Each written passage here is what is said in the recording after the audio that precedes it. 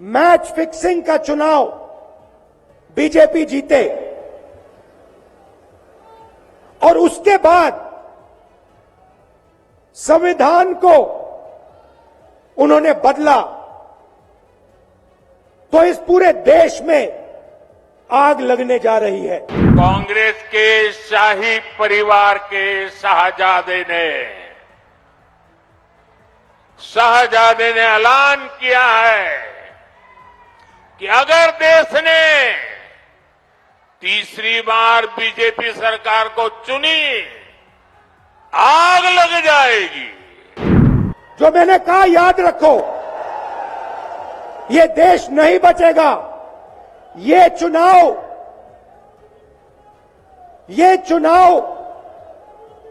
Vote वाला चुनाव नहीं है। 10 साल सत्ता से बाहर क्या रह गए, अब देश में आग लगाने की बात कर रहे हैं। ये चुनाव हिंदुस्तान को बचाने वाला चुनाव है, संविधान की रक्षा वाला चुनाव है। ऐसे लोगों को सजा करोगे, पक्की सजा करोगे, चुन चुन करके साफ कर दो। इस बार इनको मैदान में मत रहने दो भाइयों। आपने हमारे बैंक अकाउंट बंद किए। बैंक अकाउंट बंद करने थे, 6 महीने पहले करते, 1 साल पहले करते, 6 महीने बाद करते, कोई फर्क नहीं पड़ता।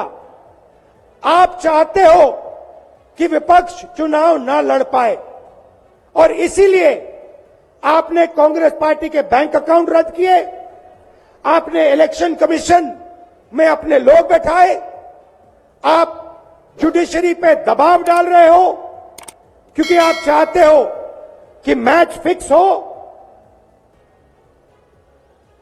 संविधान रद्द किया जाए और आप सत्ता में रहो।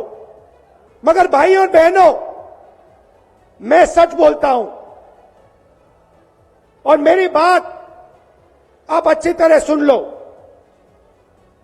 अगर हिंदुस्तान में मैच फिक्सिंग का चुनाव बीजेपी जीते और उसके बाद संविधान को उन्होंने बदला तो इस पूरे देश में आग लगने जा रही है। जो मैंने कहा याद रखो, ये देश नहीं बचेगा। ये चुनाव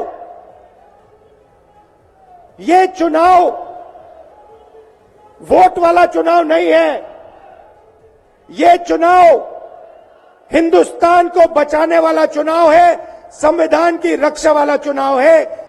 और इंडी गठबंधन ने अपने इरादे दिखा दिए हैं। कांग्रेस के शाही परिवार के शाहजादे ने ऐलान किया है कि अगर देश ने तीसरी बार बीजेपी सरकार को चुनी, आग लग जाएगी। 60 साल तक देश पर राज करने वाले 10 साल सत्ता से बाहर क्या रह गए, अब देश में आग लगाने की बात कर रहे हैं।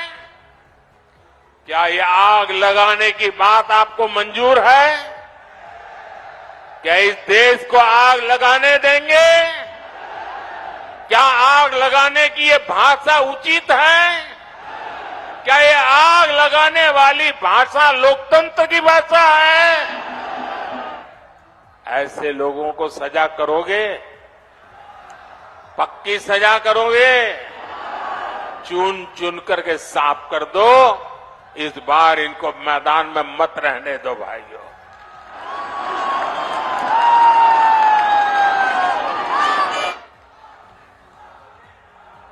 इमरजेंसी की मानसिकता वाली कांग्रेस का भरोसा अब लोकतंत्र पर नहीं बचा है। इसलिए वो अब जनादेश के विरुद्ध लोगों को भड़काने में जुट गई है। साथियों, कांग्रेस भारत को अस्थिरता की तरफ ले जाना चाहती है, अराजकता में झोंकना चाहती है। कर्नाटका में कांग्रेस के एक बड़े नेता ने दक्षिण भारत को देश से अलग करने की बात कही, दो टुकड़े करने की बात कही। आप मुझे बताइए, देश के टुकड़े करने की बात करने वालों को सजा मिलनी चाहिए कि नहीं मिलनी चाहिए? सजा मिलनी चाहिए कि नहीं मिलनी चाहिए? सजा मिलनी चाहिए कि नहीं मिलनी चाहिए? लेकिन कांग्रेस ने क्या किया? सजा देने के बजाय कांग्रेस ने देश को बांटने की घोषणा करने वाले को चुनाव का टिकट दे दिया। उत्तराखंड के लोग भूल नहीं सकते कि इसी कांग्रेस ने देश के वीर सपूत स्वर्गीय बिपिन रावत जी तक का अपमान किया था। ऐसी कांग्रेस से